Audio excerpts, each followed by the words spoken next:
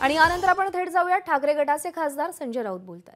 Petrol आणि अन्य ज्या गरजेच्या गोष्टी असतात त्याचा महाराष्ट्रामध्ये फक्त पेट्रोल डिझेलच्या पंपावरच गोंधळ नाही आहे, तर माल वाहतूक ठप्प झाल्यामुळे संपूर्ण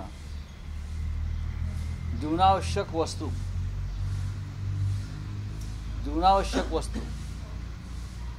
अगदी टँकरनं अनेक ठिकाणी पाणी पुरवठा होतो, टँकरनं दूध पुरवठा होतो, भाजी धान्य कडधान्य सगळ्या जीवनावश्यक वस्तूंच्या पुरवठ्यावर परिणाम झालेला आहे आणि राज्यामध्ये गोंधळाची स्थिती आहे।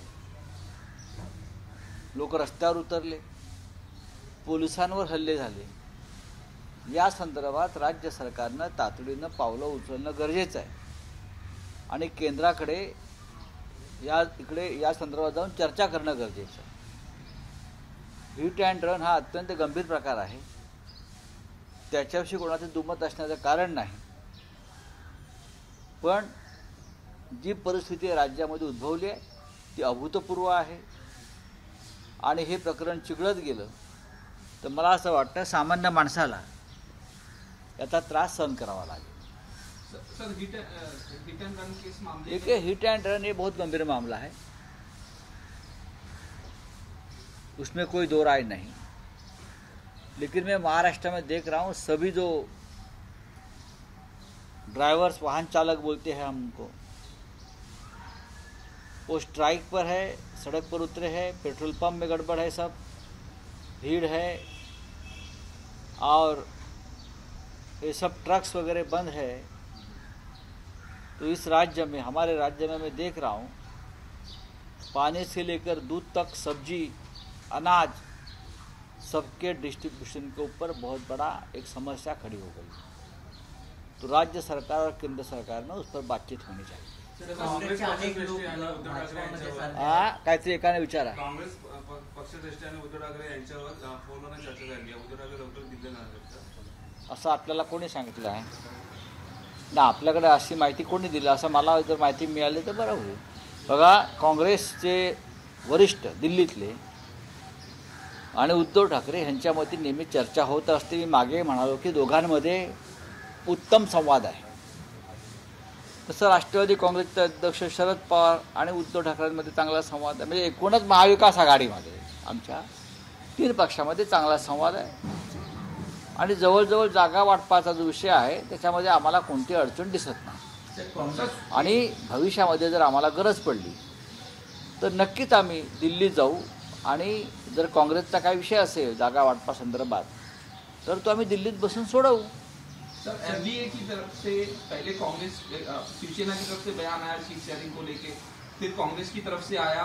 कल सुप्रिया सुले बोली हैं कि मीटिंग्स हो रही हैं दिल्ली में और 8 से 10 दिन में सीट शेयरिंग को लेकर तो अच्छी बात है ना। उसी को लेकर सुप्रिया जी ने अगर कहा है कि महाविकास आघाड़ी में सीट शेयरिंग के ऊपर कोई मतभेद नहीं है और जल्दी ही उस बारे में घोषणा हो जाएगी, तो मैं स्वागत करता हूँ। हम सब स्वागत करते हैं, हम सब एक है और वज्रमुठ जो है हमारी महाविकास आघाड़ी की वही हमारी ताकत है। 1-2 सीट के लिए हम कोई तनाव निर्माण नहीं करेंगे हमारे आघाड़ी में। सर, काँग्रेसचे अनेक लोक भाजपाच्या संपर्कात आहे, लवकरच भाजपमध्ये प्रवेश करणार असं राधाकृष्ण पाटील। हे पहा, राधाकृष्ण पाटील यांनी अनेक पक्ष बदलले। ते शिवसेनेमध्ये होते, ते काँग्रेसमध्ये होते, आता भारतीय जनता पक्षामध्ये आहेत। तेव्हा असे जे नेते असतात ज्यांना पक्षांतराविषयी फार जाण नसते ते अशा प्रकारची वक्तव्य करत असतात।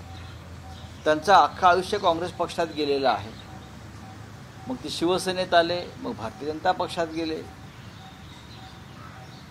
तर त्यांच्यावरती मी आता काय बोलणार? कोण जातंय कोण राहतंय हे येणारा काळ ठरवेल आणि उद्या सत्ता नसेल भाजपकडे तर आपण कुठे असणार आहात हाही विचार करून ठेवा।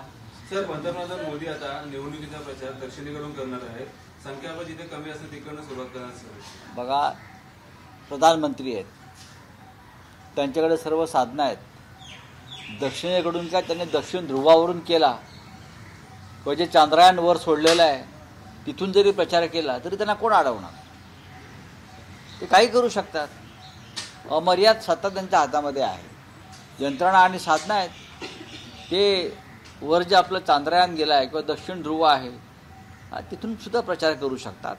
सर असदुद्दीन ओवैसी ने ये कहा है कि मस्जिदों को पॉपुलेटेड रखे, अपने बंदों को कहा है कि वहाँ पे ज़्यादा से ज़्यादा तादाद में खड़े रहे क्योंकि उनकी जो मस्जिदें हैं वो शायद उनसे ले सकते हैं, ऐसा उन्होंने कहा. मुझे नहीं लगता ऐसा कुछ होगा. मुझे नहीं लगता है कि जो उनके मन में जो डर है, लोगों के मन में जो डर पैदा हो रहा है या किया जा रहा है वो एक राजनीति है. ज़रूर अयोध्या में राम मंदिर बना है, लेकिन उसका मतलब ये नहीं कि और किसी धार्मिक स्थान के ऊपर कोई जाकर कब्जा करेगा. ठीक है, चलो. सर एक कार सेवक जो थे 31 इयर्स पहले वो एब्सकॉन्डिंग थे, अभी उनको अरेस्ट किया गया है, कैसे देखते हैं इस चीज? क्या देखेंगे, अभी छोड़ दीजिए. मराठा आरक्षणाबाबत एक महत्त्वाची ईडी की तरफ से आई है, उनकी चुनौती बढ़ रही है. किसकी? झारखंड के सीएम. झारखंड के सीएम को नोटिस आती है, लेकिन जिसको ऑलरेडी नोटिस गए थे वो आप महाराष्ट्र के कैबिनेट में हैं. ये आप फर्क समझ लीजिए. जिनको ईडी ने बुलाना चाहिए और बुलाया था पहले, वो सब आप भारतीय जनता पार्टी के साथ है, कैबिनेट में है, मंत्रिमंडल में है. और जो भाजपा के साथ, बीजेपी के साथ नहीं है, उनको आप बुलाकर तंग कर रहे हो. सर मराठा आरक्षणामध्ये एक बैठक बोलली आहे. तर राम मंदिर झालं म्हणजे इतर प्रार्थना स्थळांना कोणताही धोका नाही असं वक्तव्य संजय राऊत यांनी केलेलं आहे. महाविकास आघाडीमधले आम्ही सगळेजण एक आहोत असंही संजय राऊत म्हणाले. लोकांच्या मनात भीती निर्माण करणं हे राजकारण आहे असं वक्तव्य संजय राऊत यांनी केलंय. आणि जागा वाटपासंदर्भात बोलत असताना जागा वाटपामध्ये कोणतीही अडचण नाही, आमच्यामध्ये योग्य समन्वय असल्याचं संजय राऊत म्हणाले. एबीपी माझा, उघडा डोळे बघा नीट.